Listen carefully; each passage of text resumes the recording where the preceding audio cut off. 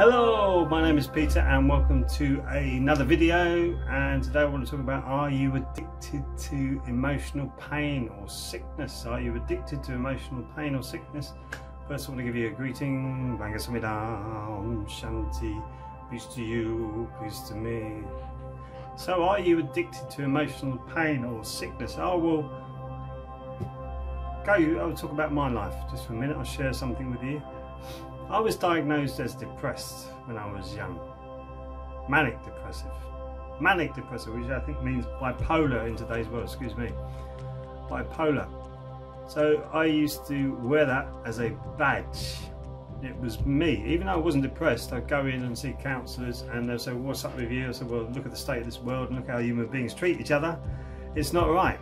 And then we'll go, well, it's human nature, and we go through all that discussion. You know, I was a young boy, 15, 14, 15. So what do you mean human nature? What is human nature exactly? So I'll be questioning them, these counsellors, on human nature. I said, what is human nature? I said, well, how comes there's such amazing human beings on the planet and such dark ones? So what's natural? Which one's being more natural? What's the human nature? He goes, well, and we'd be having these discussions, and then they'll say, well, there's nothing wrong with you. It's just you're seeing it. You're taking it all so personally, taking it too personally. I'm seeing this. What do you mean you're too sensitive? What do you mean I'm too sensitive?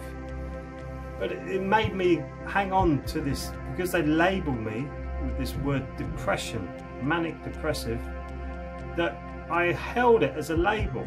I was addicted to that label, because each time I used that label, oh, you poor thing, you're depressed. Well, not really. But they're saying I'm depressed because I don't want to get involved with things. Parker, you've got to do this. Why have I got to do this? You know, questioning it at school. Why have I got to learn this theory? Physics, especially physics. Put my hand up every 5 minutes. So is that a fact or is that a theory? And he got so annoyed with me, they stopped me doing my physics class. I loved physics. All that, especially now the quantum physics, and we talk about going down even deeper into gluons and like the tiny quantum world that we live in, the macro world and the micro world. Whoa, that's the other way around. Micro, macro. It's all interlinked. It's like lots of different holographs that are around. It's all interlinked and it's fascinating. But because I kept on putting my hands up and questioning, is that a fact or is that a theory? Didn't like it, and yet when conspiracy theorists now are laughed at, when most of our physics, Newtonian physics is good, but a lot of our physics is theory. So what's wrong with theorizing? What's wrong with theorizing? And there's conspiracies happening all the time. People talk to each other. It's called a conspiracy. If you're planning something and not allowing other people to know about it, it's called a conspiracy, and governments do it every day in their private meetings. It's not a theory. It's just craziness. So I was anyway attached to this depressive mode. Now I'm attached to the word conspiracy theory by the sounds of it, because it's a crazy word. And I used to hold that like a medal. And then the day when I realised I don't have to be like this. I don't have to be like, I can let that go. It's because of all the trauma and the problems I had with my parents dying when I was young. I had problems with really good friends, really betraying me badly, really ripping my heart out. And they were the problems, not my depression. My depression was looking at the world and going, I don't really want to be any part of this, because this is all insane. I've obviously come in from a different level, or a different incarnation from somewhere else, because I look at this and go, why are you doing this to each other? What is the matter with all of you? And I see, well, it's free will, it's a free will world, and there are old souls and new souls and all this kind of stuff that's going on, and there's this whole cycle of everything. I see why it is the way that it is now, and I'm not depressed about it, because you realise why this is all the way that it is. But it doesn't mean that I have to be addicted to these emotional traumas and pains that I had. And that's what was the biggest thing that helped me let it go. Now I do teach a lot of Qigong, which helps with all of these stuff.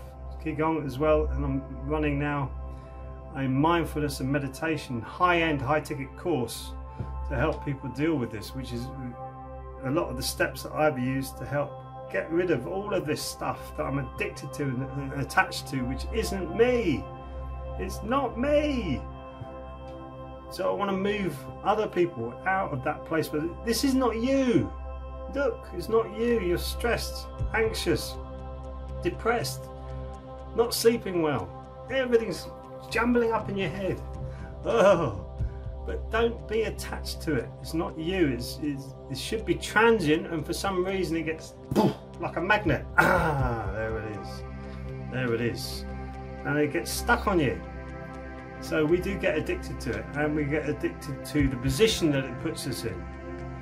And I've seen people sink very, very quickly when they say, well, you know, I've been diagnosed with this, and this is me now. And that is, OCD, I think, is the biggest one. Obsessive compulsive disorder, which is in today's society. And to me, I'm a bit like that as a Virgo, in the respect that I want things to be perfect, so I start to get obsessed about it.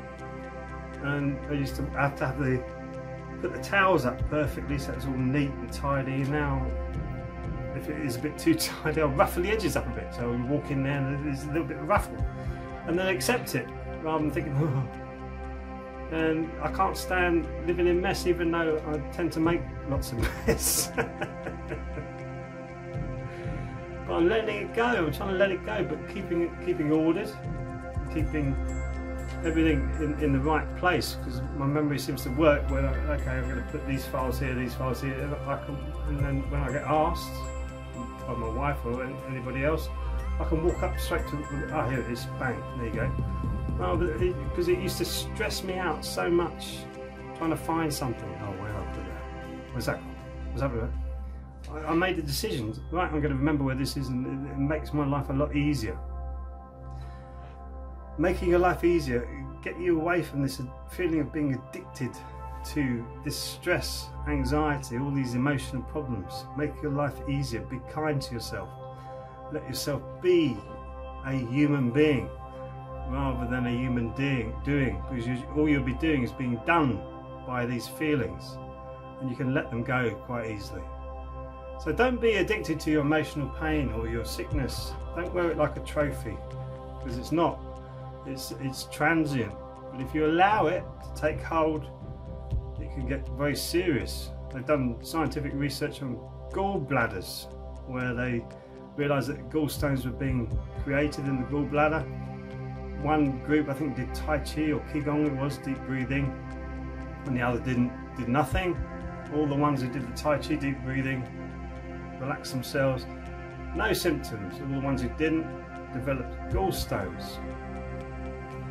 So your stress and your anxiety will come out as a physical sickness, and then you'll become addicted to that physical sickness, and you'll find it harder and harder and harder to shift it. I had a problem with my lower back when I was younger. When I was, I think, 11, I was in a rugby scrum, and my lower back got twisted around while pushing against one of the practice. They've got like a construction that you push into, and I wasn't ready for it. I didn't know what I was doing because I never played rugby before. My lower back got twisted around, so I've been living with that. Oh, my lower back, my lower back. Now it's starting to heal. Since I've been doing Qigong and my stretching every day, it's starting to heal. And when I had an accident on a motorbike, I fractured my elbow and my shoulder. And every winter when it got a little bit cold, it used to ache. And now I've been tapping the body a lot, it's all gone. I was addicted to that for a bit. Oh, I know, winter's coming in, this is starting to ache a little bit now, winter's coming in. So I'm like addicted to it. It's like a guide for me when winter's coming in, and now it's gone. Brilliant, it's gone, we can get rid of it. But I was literally every year talking about, oh, winter's coming in, I can feel it in my bones. I can feel it in my bones. We can get rid of all of this. You don't have to have it. It weighs you down. In fact, it's boring after a while. And you realise there's so much other stuff that you could be contemplating, figuring out, meditating on. That's exciting. You've got all this stuff that, oh, this is heavy. Not good. So you can. Don't get addicted to your emotional pain or your sicknesses. Don't get addicted to them. Let them go. Let them come, let them go. Just watch them and you'll find it a lot easier. Thanks for watching, and I'll see you in the next video. So